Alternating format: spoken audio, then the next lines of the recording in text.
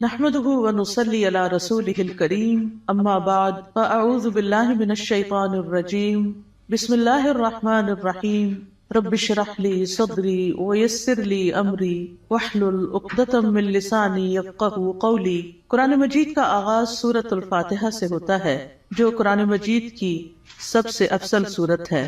نبی صلی اللہ علیہ وسلم کسی سفر میں تھے تو ایک آدمی آپ کے پاس اترا۔ وہ کہتا ہے کہ نبی صلی اللہ علیہ وسلم نے اس کی طرف متوجہ ہو کر فرمایا، کیا میں تمہیں قرآن کے افضل حصے کے بارے میں نہ بتاؤں؟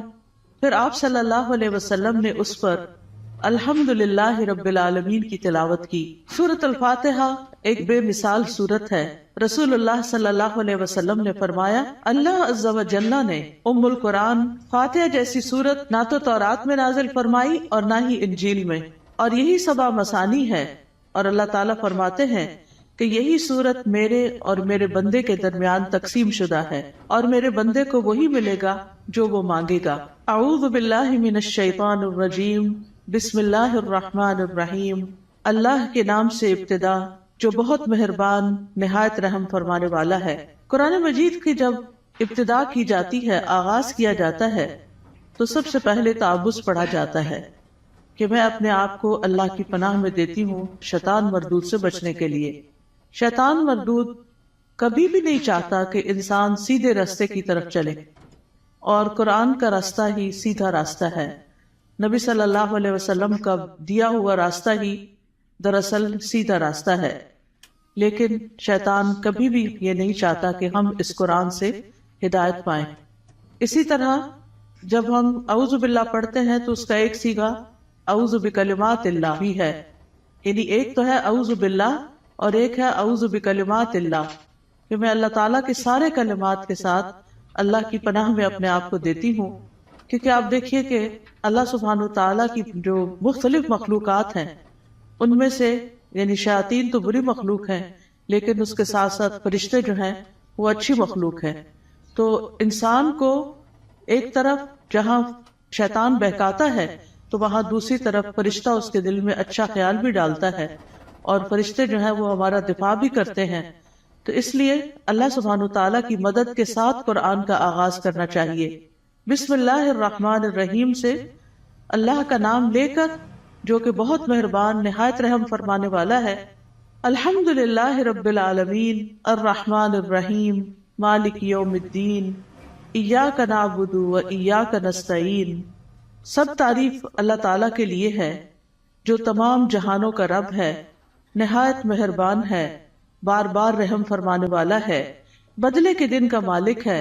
ہم صرف تیری ہی عبادت کرتے ہیں اور صرف تجھ ہی سے مدد چاہتے ہیں۔ سورۃ الفاتحہ کی اہمیت کی ایک وجہ یہ بھی ہے کہ یہ سب سے زیادہ نفع مند دعا پر مشتمل ہے۔ ابن تیمیہ کہتے ہیں کہ جب میں نے غور کیا کہ سب سے نفع مند دعا کون سی ہے تو بس وہ اللہ کی رضا کے کاموں پر مدد مانگنے کی دعا ہے کہ اللہ اپنی پسند کے کاموں پر ہماری مدد فرما۔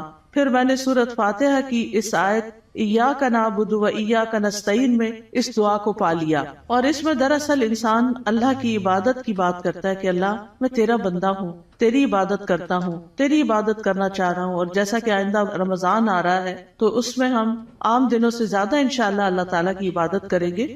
تو یہ عبادت جو ہے یہ اللہ سبحانہ تعالیٰ کی محبت کا نام ہے، یعنی عبادت کے 3 ارکان ہوتے ہیں، جن میں سب سے پہلا رکن جو ہے کمال درجے کی محبت ہونا۔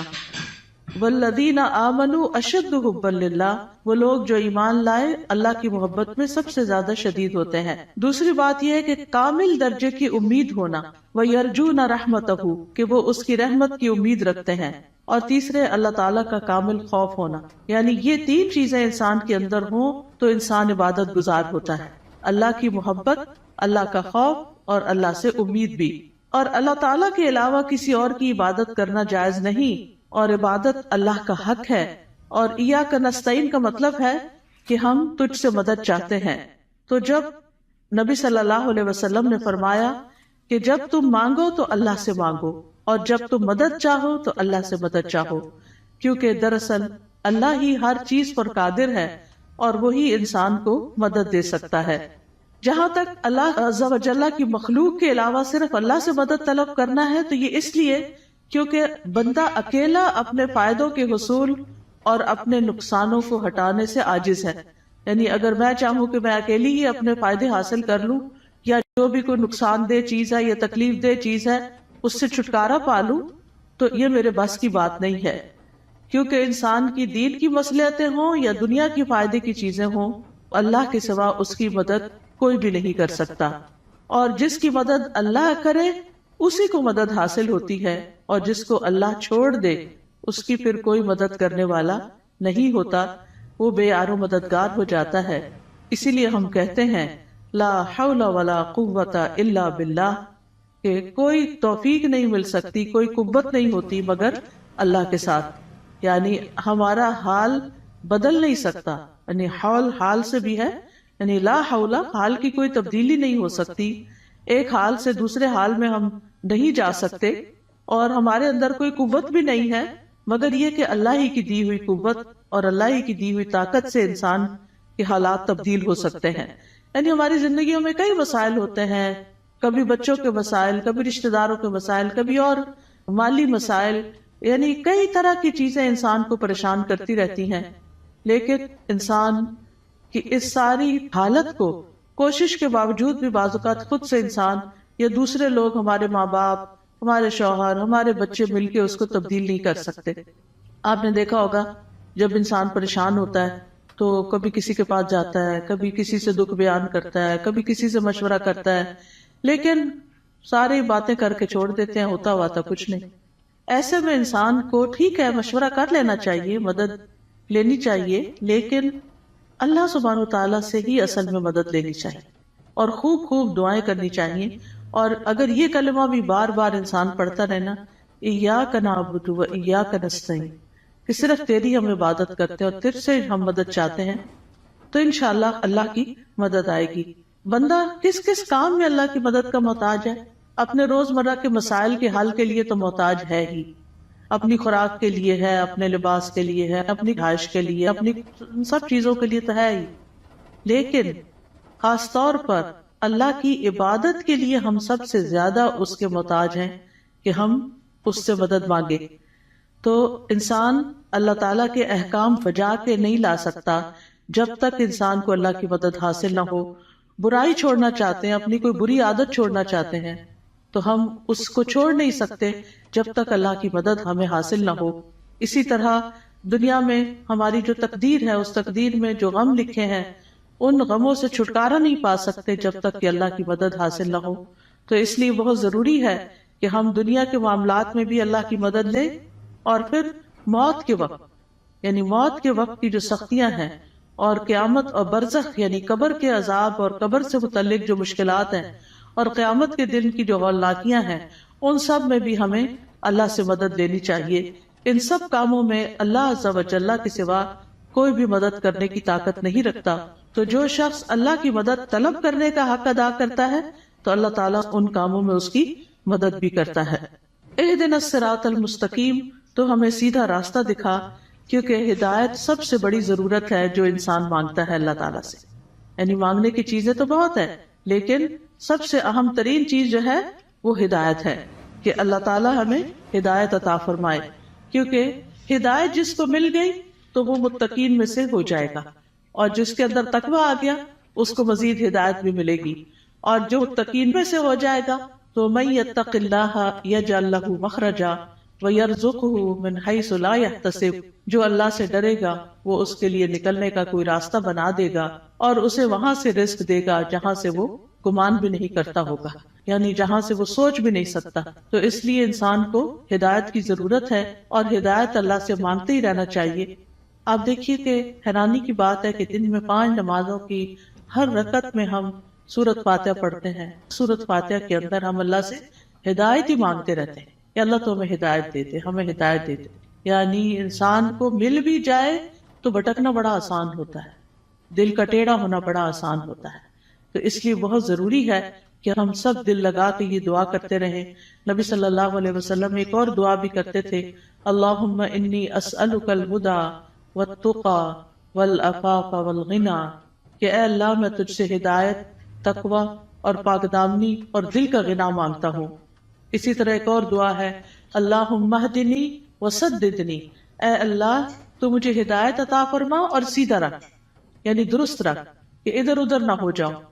اسی طرح نبی صلی اللہ علیہ وسلم تہجد کے وقت اللہ تعالیٰ سے سیدھے رستے کی ہدایت کی دعا مانگتے تھے، اور اپنی تہجد کی نماز شروع ہی اس دعا سے کرتے تھے، اللہم رب جبریل و میکائیل و اسرافیل فاطر السماوات والارض عالم الغیب والشہادت انت تحکم بین عبادک فیما کانوا فیہ یختلفون اللہم اہدنی لما اختلف فیہ من الحق انک تہدی من تشاء الی صراط مستقیم۔ اے اللہ، جبریل، میکائیل اور اسرافیل کے رب، آسمانوں اور زمین کے پیدا کرنے والے، ہر غیب اور حاضر کو جاننے والے، تو اپنے بندوں میں ان چیزوں کا فیصلہ کرے گا جن میں وہ اختلاف کرتے ہیں۔ اے اللہ، مجھے اس حق کی طرف رہنمائی دے جس میں اختلاف کیا گیا ہے، یقیناً تو جس کو چاہتا ہے سیدھے رستے پہ چلاتا ہے۔ یعنی جن چیزوں میں لوگ اختلاف کر رہے ہیں کہ یہ سیدھا رستہ ہے کہ نہیں، تو اللہ مجھے اس میں سیدھا رستہ دکھا دے۔ اب دیکھیں، ایک تو ہوتا ہے کہ ہم دین کی طرف نہ آئیں، لیکن ہم جب دین کی طرف آ بھی جاتے ہیں نا، تو اس میں بھی لوگ، کوئی کہتا ہے یہ کرو، کوئی کہتا ہے وہ کرو، تو انسان پر کنفیوز ہوتا ہے کہ میں کیا کروں اور کیا نہ کروں۔ تو ایسے میں جہاں بھی اختلاف ہو، بہتر یہی ہے کہ انسان اللہ سے اس میں صحیح رہنمائی کی دعا مانگے۔ یعنی دو لوگوں کے بیچ میں کوئی مس انڈرسٹینڈنگ، کوئی اختلاف ہو جاتا ہے، ہر انسان کیا سمجھتا ہے میں ٹھیک ہوں، اور وہ اپنا نقطہ نظر جو ہے یا اپنا پوائنٹ آف ویو جو ہے وہ بہت شدت کے ساتھ بیان کرتا ہے، لیکن اصل بات یہ ہے کہ انسان اللہ سبحانہ تعالیٰ سے جب مدد مانگتا ہے کہ اللہ اس اختلاف میں مجھے ہدایت دے، تو ہی سیدھے رستے پر ہوتا ہے۔ پھر اسی طرح یہ ہے کہ بچوں کو بھی صحیح فیصلے کرنے کے لیے ہدایت کی دعا دینی چاہیے۔ عبد الحمید بن سلمہ کہتے ہیں کہ ان کے والدین ان کے متعلق اپنا مقدمہ لے کر نبی صلی اللہ علیہ وسلم کی خدمت میں حاضر ہوئے۔ میرے والدین میں سے ایک مسلمان تھا، دوسرا نہیں تھا، کافر تھا۔ نبی صلی اللہ علیہ وسلم نے بچے کو اختیار دیا تو وہ ان دونوں میں سے جو کافر تھا اس کی طرف متوجہ ہو گیا۔ تو آپ کو فکر لگی کہ یہ اگر کافر لے جائے گا تو بچے کو کافر بنا دے گا۔ تو آپ صلی اللہ علیہ وسلم نے اسی وقت دعا کی، اللہم اہدہ، اللہ اس کو ہدایت دے دے۔ تو وہ مسلمان کی طرف متوجہ ہو گیا۔ تو پھر آپ نے فیصلہ اس کے حق میں کیا، کیونکہ آپ خود سے نہیں اس بچے کو کہہ سکتے تھے یا خود سے دے نہیں سکتے تھے، وہ بچے کی چوائس پر تھا کہ وہ کدھر جانا چاہتا ہے۔ تو آپ نے اس کے لیے دعا شروع کر دی۔ اس سے پتہ چلتا ہے کہ زندگی کے چھوٹے چھوٹے معاملات میں آپ لوگوں کی فکر کتنی کرتے تھے، ان کے لیے دعائیں کیسی کرتے تھے، اور سب سے زیادہ تو ان کی ہدایت اور ان کی آخرت کی فکر۔ پھر اسی طرح یہ ہے، صراط الذین انعمت علیہم، راستہ ان لوگوں کا جن پر تو نے انعام کیا۔ یعنی ہم سیدھا راستہ تو مانگتے ہیں، لیکن ہمیں یہ نہیں پتا کہ وہ کیسے پتا چلے گا، کون سا ہمارے لیے نمونہ ہے، کن لوگوں کو ہم فالو کریں۔ کیونکہ پڑھی ہوئی چیزیں، سنی ہوئی چیزیں انسان جب کرنے لگتا ہے تو طریقہ فرق ہو جاتا ہے، لیکن جب کسی کو کرتے ہوئے دیکھتا تو آسانی ہو جاتی۔ اس کی مثال ایسے ہی ہے کہ جیسے آپ اگر کسی سے ریسیپی پوچھتے ہیں کہ میں یہ فلاں چیز کیسے بناؤں، تو آپ نے دیکھا ہوگا جیسے آلو گوشت ہے مثال کے طور، تو ہر گھر کے بنانے کا طریقہ فرق، اور ہر ایک ٹائم بھی فرق لیتا ہے۔ کوئی جلدی سے بنا کے رکھ دیتا ہے، کوئی آہستہ آہستہ بناتا ہے، کوئی ایک طریقے سے، کوئی دوسرے طریقے سے۔ تو اب اگر آپ صرف ریسیپی پوچھیں گے تو ہو سکتا ہے کوئی چیز مس ہی کر دے اس میں سے۔ تو جب آپ کسی کو بناتے ہوئے دیکھیں گے، صرف ایک دفعہ دیکھنے کی ضرورت ہے، تو آپ کو بہت آسان ہو جائے گا وہ کام کرنا۔ کوئی بھی چیز ہو، جب آپ کسی کو کرتے ہوئے دیکھتے ہیں تو وہ آسان ہو جاتی۔ زبانی ایکسپلین کر کر کے انسان کہیں نہ کہیں غلطی کر جاتا ہے، کچھ نہ کچھ مس کر جاتا ہے۔ اور آج صراط المستقیم پہ بات ہونی تھی، تو اللہ نے ہمیں وہ گما کے آئے ہیں تو پتہ چلے کہ اگر ایک ٹرن بھی زندگی میں الٹا لیتے ہیں، کہیں غلط فیصلہ کرتے ہیں، تو کہیں سے کہیں پہنچ جاتے ہیں، بالکل ہی یعنی قریب آنے کی بجائے اور دور نکل جاتے ہیں، صرف ایک ٹرن اگر غلط لے لیں آپ۔ تو اسی طرح زندگی میں ہم صحیح جا رہے ہوتے ہیں، کہیں کوئی بیچ میں آ کے ہمیں کوئی غلط بات بتا دیتا ہے، ہم اس کے پیچھے لگ جاتے ہیں، اصل راستے کو چھوڑ کے چل بھائی وہ کہیں سے کہیں پہنچ گئے، تو وہ اللہ سے تو دور کر دیتا ہے نا انسان کو۔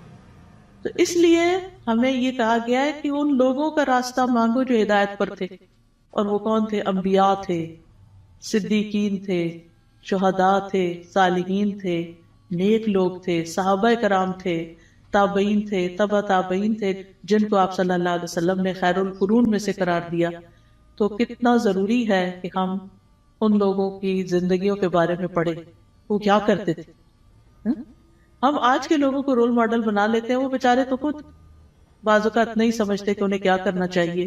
تو اصل رول ماڈل جو ہیں ہمارے وہ صحابہ کرام ہیں، صحابیات ہیں، کہ انہوں نے نمازیں کیسے پڑھی، ان کے روزے تہجد کیسے تھے، ان کا صدقہ خیرات کیسا تھا، ان کے لوگوں سے معاملات کیسے تھے، ان کی خوشی اور ناراضگی کیسی تھی. تو اگر ہم ان چیزوں کے بارے میں پڑھتے رہیں گے، جانتے رہیں گے، تو آپ دیکھیں گے کہ بہت سی چیزیں درست ہو جائے گی. یعنی اپنی غلطیاں بھی نظر آئیں گی اور جو اچھے کام ہیں وہ بھی. اور ان کی زندگی کے واقعات اور حالات بہت موٹیویشنل بھی ہوتے ہیں. یعنی اگر آپ صحابہ کی کہانیاں پڑھیں تو انسان روئے بغیر رہ نہیں سکتا. مجھے یاد ہے جب میں نے ہائی اسکول ختم ہی کیا تھا تو چھٹیاں تھی کافی ساری، تو اس میں میں نے بکس پڑھنی شروع کر دی. اور سب سے زیادہ مجھے جن بکس نے انسپائر کیا وہ اسی طرح کی لائف سٹوریز تھیں. یعنی جو بڑے لوگوں کی کہانیاں اور نیک لوگوں کی کہانیاں. اس میں ہم کہتے ہیں اچھا یہ لوگ اس طرح کر سکتے ہیں تو ہم نہیں کر سکتے، یہ بھی تو اسی دنیا میں رہتے ہیں. تو اس سے پھر انسان کو انسپریشن بہت ملتی ہے. تو یہاں بھی اللہ تعالیٰ نے جو سیدھا رستہ بتایا ہے وہ ان لوگوں کا رستہ اختیار کرنے کے لیے کہا ہے کہ جن پر اللہ نے انعام کیا، ان کا نہیں جن پر اللہ تعالیٰ غضبناک ہوا، اور نہ ان کا جو بھٹکے ہوئے ہیں. پھر ہے سورۃ البقرہ. سورۃ البقرہ جو ہے وہ قرآن کی کوہان ہے.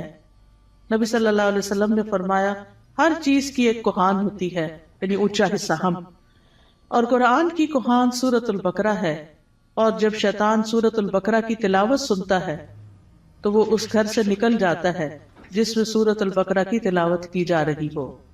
اس کو پڑھنا باعث برکت ہے اور اس کو چھوڑنا باعث حسرت ہے. رسول اللہ صلی اللہ علیہ وسلم نے فرمایا سورۃ البقرہ پڑھا کرو، کیونکہ اس کا پڑھنا باعث برکت ہے، چھوڑنا باعث حسرت ہے، اور اس کے پڑھنے والے پر جادوگر قدرت نہیں پا سکتے. یعنی ایسے لوگ جادو سے محفوظ رہتے ہیں جو سورۃ البقرہ پڑھتے رہتے ہیں. اب اس کا طریقہ کیا ہے؟ کیونکہ لوگ پوچھتے ہیں کہ اچھا پھر کیسے پڑھیں. ایک تو یہ ہے کہ ایک ہی دن میں ساری پڑھ لیں، اور کیسے بہت سارے لوگ ہوتے ہیں جو روز سورۃ البقرہ پڑھتے ہیں. اور ایک یہ ہے کہ ایک ایک سپارہ کر کے آپ روز پڑھ لیں. ایک یہ ہے کہ ربع کر کے آپ اس کو، یعنی کہ 8 اور 10 دن لگ جاتے ہیں تقریباً اس طرح، تو مہینے میں 3 دفعہ ہو جائے گی. ایک یہ ہے کہ روزانہ آپ ایک صفحہ پڑھ لیں، اور جب تک وہ صفحے سارے ختم نہیں ہوتے تو وہ اس طرح روزانہ آپ یعنی یا نماز میں یا دیکھ کے یعنی پڑھتے رہیں. یعنی سورۃ البقرہ کے ساتھ اپنا تعلق قائم رکھیں تو اس کا فائدہ یہ ہوگا کہ جادوگر اثر نہیں کر سکیں. کیونکہ جن لوگوں پہ کوئی جادو کی شکایت ہوتی ہے نا، جب وہ بےچارے ایک دفعہ اپنا توڑ کر آتے ہیں، جب ان کو پتہ چلتا ہے توڑ ہو گیا تو دوبارہ کر دیتے ہیں، پھر دوبارہ کر دیتے ہیں. تو اس لیے پروٹیکشن بڑی ضروری ہوتی ہے، اور سورۃ البقرہ جو ہے اسی میں سے ہے. ابو ہریرہ رضی اللہ عنہ سے روایت ہے کہ رسول اللہ صلی اللہ علیہ وسلم نے فرمایا تم اپنے گھروں کو قبرستان نہ بناؤ، کیونکہ شیطان اس گھر سے بھاگ جاتا ہے جس گھر میں سورۃ البقرہ کی تلاوت کی جاتی ہے. پھر آیت نمبر 1 ہے سورۃ البقرہ کی، الف لام میم ذالک الکتاب لا ریب فیہ ھدی للمتقین. یہ کتاب ہے جس میں کوئی شک نہیں، ہدایت ہے متقی لوگوں کے لیے. قرآن جو ہے وہ شکوک و شبہات سے پاک کتاب ہے، یعنی ایسے علم پر مبنی ہے جو یقینی ہے، جو سب سے سچی بات ہے، اس کی ہر بات ہی سچی ہے. کون ہے متقین؟ الذین یؤمنون بالغیب ویقیمون الصلاۃ ومما رزقناہم ینفقون. جو غیب پر ایمان لاتے ہیں، نماز قائم کرتے ہیں، اور جو رزق ہم نے ان کو دیا ہے اس میں سے وہ خرچ کرتے ہیں. تو ایمان بالغیب جو ہے یہ دل سے تعلق رکھتا ہے. نماز قائم کرنا جسم کا حصہ ہے، اور مما رزقناہم ینفقون مال کا حصہ ہے، یعنی حقوق العباد کی ادائیگی. انسان اندر سے بھی اچھا ہو، انسان باہر سے بھی اللہ کی عبادت کرے، اور انسان اللہ کے بندوں اور اللہ کی مخلوق کے ساتھ بھی اچھا سلوک کرے. پھر فرمایا والذین یؤمنون بما انزل الیک وما انزل من قبلک وبالآخرۃ ھم یوقنون. اور وہ جو ایمان لاتے ہیں اس پر جو آپ پر نازل کیا گیا اور جو آپ سے پہلے نازل کیا گیا، اور وہ آخرت پر یقین رکھتے ہیں.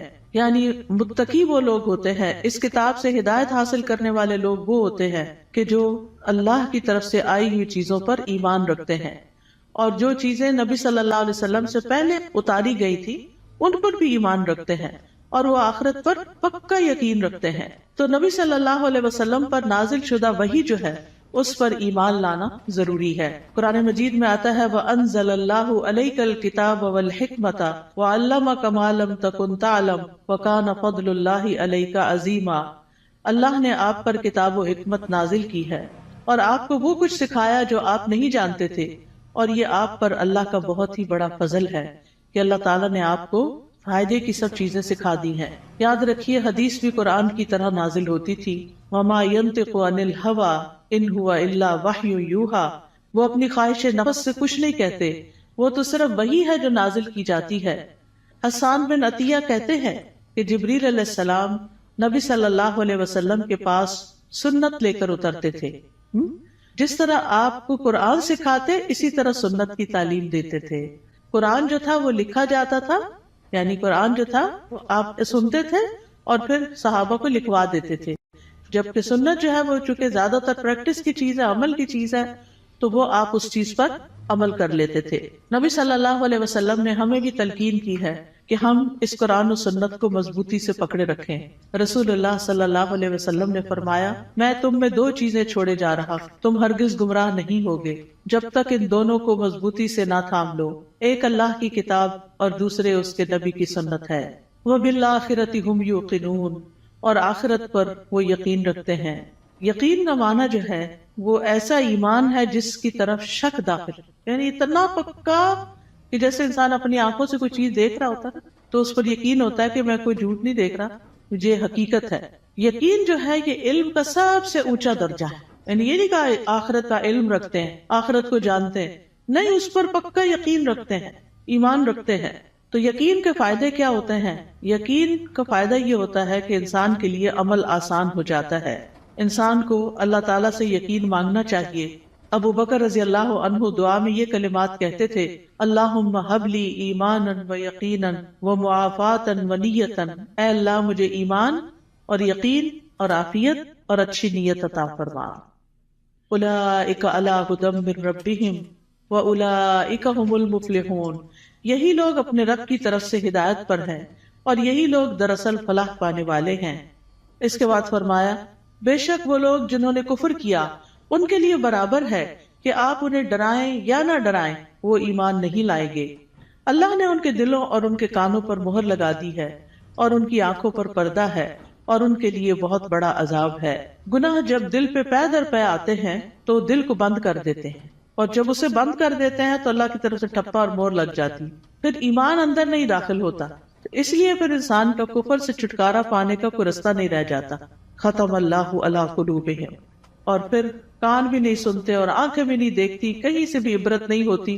انسان ایسے ہی جانوروں کی طرح زندگی گزار کر پھر اللہ کے پاس چلا جاتا ہے اور وہاں جا کر بہت بڑے عذاب کا سامنا کرتا ہے. اس کے بعد ایک تیسرے گروہ کی بات کی گئی اور وہ ہے منافقوں کا گروہ. وَمِنَ النَّاسِ مَن يَقُولُ آمَنَّا بِاللَّهِ وَبِالْيَوْمِ الْآخِرِ وَمَا هُمْ بِمُؤْمِنِينَ. لوگوں میں سے کچھ ایسے بھی ہوتے ہیں جو کہتے ہیں ہم اللہ اور یوم آخرت پر ایمان لائے، حالانکہ وہ مومن نہیں ہوتے. وہ اللہ کو دھوکہ دیتے ہیں اور ان لوگوں کو جو ایمان لائے، اور نہیں وہ دھوکہ دیتے مگر اپنے آپ ہی کو، اور وہ اس کا شعور نہیں رکھتے. فی قلوبہم مرض فزادہم اللہ مرضا ولہم عذاب علیم بما کانوا یکذبون.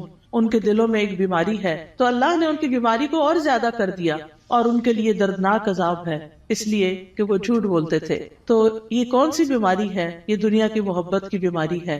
اس وجہ سے وہ اللہ سبحانہ و تعالیٰ کی عبادت نہیں کرتے، اسی وجہ سے وہ آخرت کی فکر نہیں کرتے، اسی وجہ سے وہ نبی صلی اللہ علیہ وسلم کی سنت کو کوئی اہمیت نہیں دیتے. کیونکہ جب دل دنیا کی طرف جھک جاتا ہے اور اس کے اندر بڑھتا چلا جاتا ہے، جو دنیا میں ہی سکون پاتا ہے، دنیا سے محبت کرتا ہے، وہ دل پھر آخرت سے غافل ہو جاتا ہے.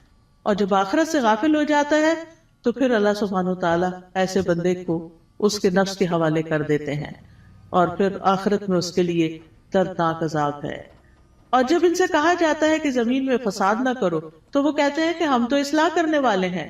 خبردار، بے شک وہی لوگ فساد کرنے والے ہیں لیکن وہ شعور نہیں رکھتے. اور جب ان سے کہا جاتا ہے ایمان لاؤ جس طرح لوگ ایمان لائے، تو کہتے ہیں کیا ہم ایمان لائیں جس طرح بے وقوف ایمان لائے ہیں؟ خبردار، یقیناً وہ خود ہی بے وقوف ہیں لیکن وہ جانتے نہیں ہیں. اور جب ان لوگوں سے ملتے ہیں جو ایمان لائے تو کہتے ہیں ہم ایمان لائے، اور جب اپنے شیطانوں کے پاس تنہا ہوتے ہیں تو کہتے ہیں یقیناً ہم تو تمہارے ساتھ ہیں، ہم تو صرف مذاق کرنے والے ہیں. یعنی ایسے لوگ ہر ایک سے بنا کے رکھنے کی فکر کرتے ہیں اور کسی کو اس لیے ناراض نہیں کرنا چاہتے کہ ان سے پھر کوئی دنیا کا نقصان نہ ہو جائے. لیکن حقیقت یہ ہے کہ یہ لوگ دین کا مذاق اڑاتے ہیں اور دین کے ساتھ نان سیریس رویہ اختیار کرتے ہیں. تو اس لیے اللہ یستہزئ بہم، جیسے یہ عمل کرتے ہیں ویسے ہی ان کی جزا ہے. اللہ بھی ان سے مذاق کرتا ہے اور انہیں ان کی سرکشی میں مہلت دیے جا رہا ہے تو وہ بھٹکتے پھرتے ہیں. یعنی اللہ سبحانہ وتعالیٰ کا ان کے ساتھ استہزاء یہ ہے کہ وہ ان کے بدبختی کے اعمال اور خبیث حالات کو ان کے سامنے مزین کر دیتا ہے. یعنی انہیں اپنی برائیاں جو ہیں وہ اچھی لگنے لگتی ہیں، جیسے جھوٹ بولنا، دھوکہ دینا، کہنا یہ تو سمارٹنس ہے، دیکھو میں نے فلاں کو کیسے بیوقوف بنایا، اور پھر تنہائی میں بیٹھ کے اس پہ ہنستے ہیں. تو یہ چیزیں جو ہیں یہ انسان کے اپنے ہی لیے نقصان دہ ہوتی ہیں. اولئک الذین اشتروا الضلالۃ بالہدی فما ربحت تجارتہم وما کانوا مہتدین. یہی وہ لوگ ہیں جنہوں نے ہدایت کے بدلے گمراہی خرید لی، تو نہ ان کی تجارت ہی فائدہ مند ہوئی اور نہ ہی وہ ہدایت پانے والے تھے. ان کی مثال اس شخص کی طرح ہے جس نے آگ جلائی، تو جب آگ نے اس ماحول کو روشن کر دیا اللہ ان کا نور لے گیا اور انہیں اندھیروں میں چھوڑ دیا، وہ دیکھ نہیں پاتے. یعنی ان کے دل کا نور ختم ہو گیا ان کے اپنے اعمال کی وجہ سے.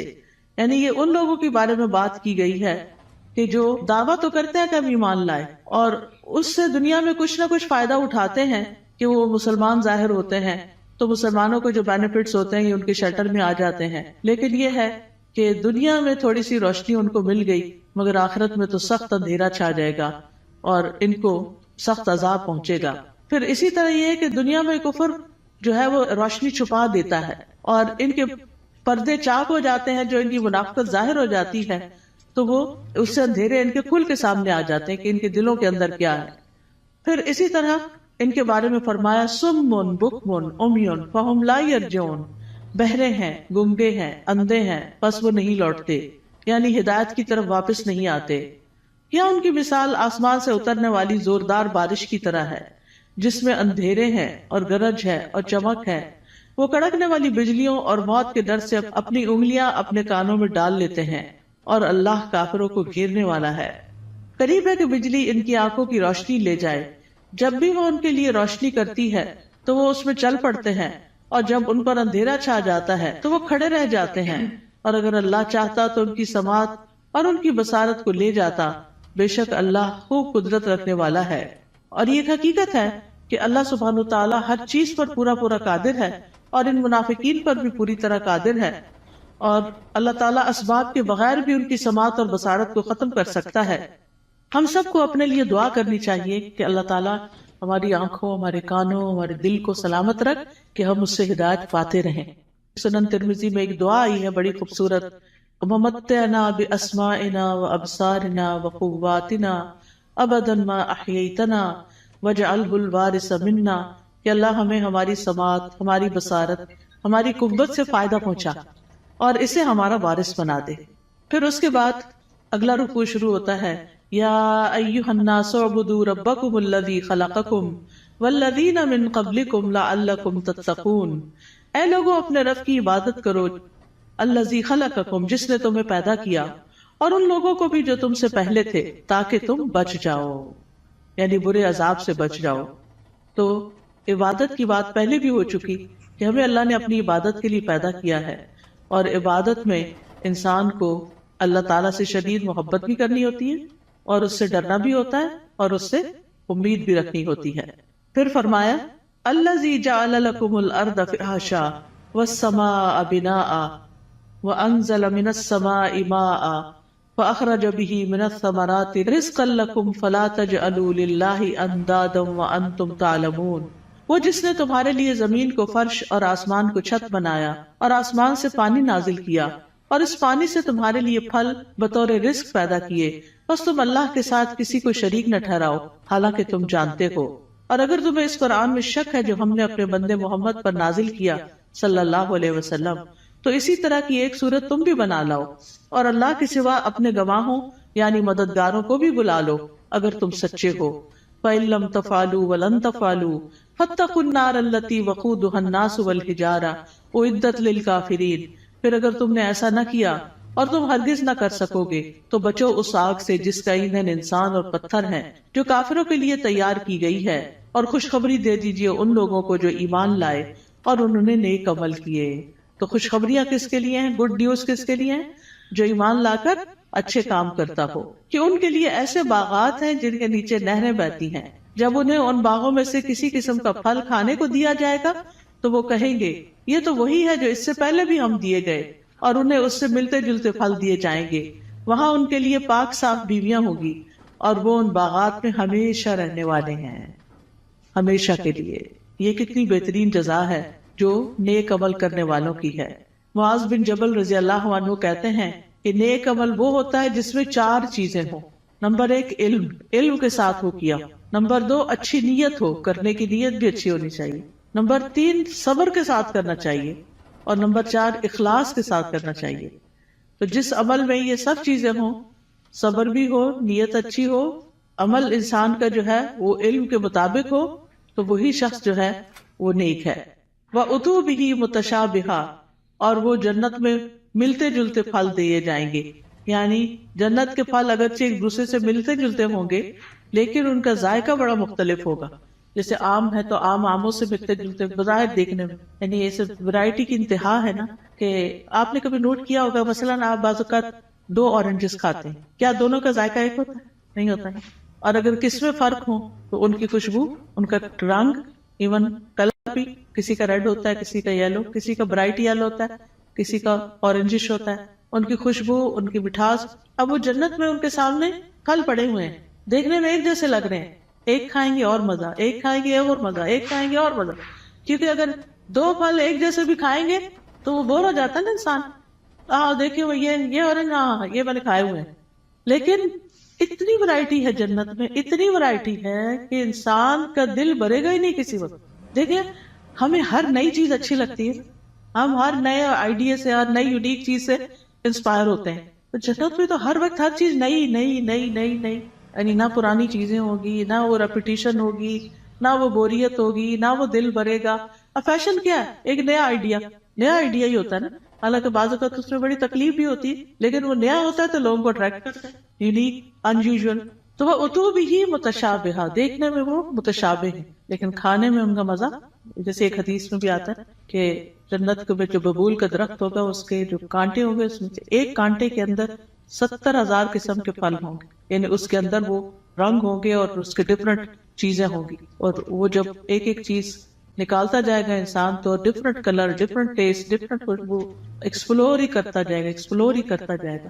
اسی لیے خالدین فی، رہنا ہی رہنا ہے، کوئی موت نہیں ہے وہاں، جنت میں موت نہیں ہے، جہنم میں بھی موت نہیں ہے۔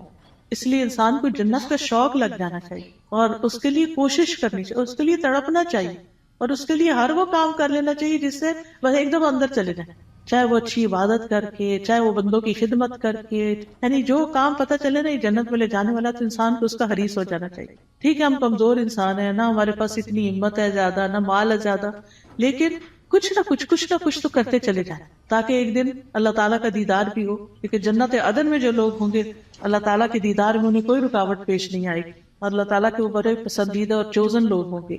لیکن اس کے لیے اللہ کے راستے میں جہاد کرنا، جد و جہد کرنا، نکلنا، اپنے کمفرٹ زون سے باہر نکلنا، اپنا مال خرچ کرنا، اپنی جان لگانا، یہ چیزیں ہیں جس سے انسان جنت کا سودا کرتا ہے۔ ان اللہ اشتری من المؤمنین انفسهم واموالهم بان لهم الجنہ، اللہ نے بے شک خرید لی مومنوں سے ان کی جانیں اور ان کے مال، کیونکہ ان کے لیے جنت ہے۔ تو جنت حاصل کرنے کے لیے انسان کو کچھ دینا پڑتا ہے، اور وہ یہی دنیا کا وقت ہے، تھوڑا سا، یہ چند سال ہے، پتہ نہیں کب تک زندہ ہے کب تک نہیں۔ تو اللہ تعالیٰ سے دعا ہے کہ وہ ہمیں نیک اعمال کرنے کی توفیق عطا فرمائے۔ پھر بے شک اللہ اس سے نہیں شرماتا کہ وہ مادہ مچھر یا اس سے اوپر کسی چیز کی مثال بیان کرے. پھر جو لوگ ایمان لائے ہیں وہ جانتے ہیں کہ وہ ان کے رب کی طرف سے سچ ہے، اور جن لوگوں نے انکار کیا وہ کہتے ہیں اس مثال سے اللہ کی کیا مراد ہے. اللہ اس سے اکثر لوگوں کو گمراہ کرتا ہے اور اسی سے بہت سے لوگوں کو ہدایت بخشتا ہے، اور اس مثال سے گمراہ کرتا بھی ہے تو صرف فاسقوں کو. یعنی اللہ تعالیٰ جن لوگوں کو گمراہ کرتا ہے وہ اس لیے نہیں کرتا کہ اللہ چاہتا ہے یہ گمراہ ہو جائے، نہیں، اصل میں ان کے اندر ایسی کوئی علت ہوتی ہے کہ جو اس بات کا سبب بن جاتی ہے کہ اللہ تعالیٰ پھر اس بندے کو ہدایت کی بجائے الٹے رستے پہ چلا دیتا ہے. جیسے سورۃ الصف میں آتا ہے فَلَمَّا زَاغُوا أَزَاغَ اللَّهُ قُلُوبَهُمْ وَاللَّهُ لَا يَهْدِي الْقَوْمَ الْفَاسِقِينَ. پھر جب وہ ٹیڑھے ہو گئے تو اللہ نے ان کے دل ٹیڑھے کر دیے. انسان سیدھا راستہ چھوڑ کے ٹیڑھے پہ جاتا ہے تو پھر اللہ تعالیٰ اس کو اسی کے حوالے کر دیتا ہے، اور اللہ نافرمان لوگوں کو ہدایت نہیں دیتا. تو جو لوگ رب کے حکم کو مان جاتے ہیں ان کو ہدایت کی تعلیم مل جاتی ہے اور وہ سیدھے راستے پہ چل پڑتے ہیں. اور پھر فاسق کون ہوتے ہیں؟ جو اللہ کے عہد کو اس کے مضبوط باندھنے کے بعد توڑ دیتے ہیں، اور جس چیز کا اللہ نے جوڑنے کا حکم دیا اس کو کاٹ ڈالتے ہیں، یعنی رشتہ داروں سے کاٹ لیتے ہیں اور زمین میں فساد کرتے ہیں. یہی لوگ دراصل نقصان اٹھانے والے ہیں. تم اللہ کا انکار کیسے کر سکتے ہو حالانکہ تم مردہ تھے، پھر اس نے تمہیں زندگی بخشی، پھر وہی تمہیں موت دے گا، پھر وہی تمہیں دوبارہ زندہ کرے گا، پھر اسی کی طرف تم لوٹائے جاؤ گے. واپسی کدھر ہے؟ اللہ ہی کی طرف ہے. اب یعنی کہ 2 مرحلے تو پورے ہو گئے. ایک مرحلہ تھا زندگی سے پہلے آنے کا، جب آدم علیہ السلام کی پشتوں سے اللہ نے سب کی روحیں پیدا کر دی. پھر اس کے بعد اس دنیا میں اب آگے، اب اس کے بعد موت ہے، پھر موت کے بعد پھر زندگی ہے جو ہمیشہ کی زندگی. هو الذی خلق لکم ما فی الارض جمیعا ثم استوى الی السماء فسواہن 7 سماوات وہو بکل شیء علیم. وہ اللہ ہی تو ہے جس نے وہ سب کچھ جو زمین میں ہے تمہارے لیے پیدا کیا، پھر وہ آسمانوں کی طرف متوجہ ہوا تو ان کو ٹھیک کر کے 7 آسمان بنا دیا، اور وہ ہر چیز کا خوب علم رکھنے والا ہے.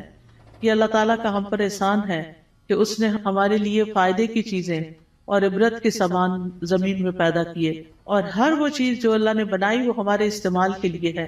تو اللہ تعالیٰ سے دعا ہے کہ وہ ہمیں ان نعمتوں سے بھرپور فائدہ اٹھا کر اس کی اطاعت میں اپنی جان لگانے کی توفیق عطا فرمائے. وآخر دعوانا ان الحمد للہ رب العالمین.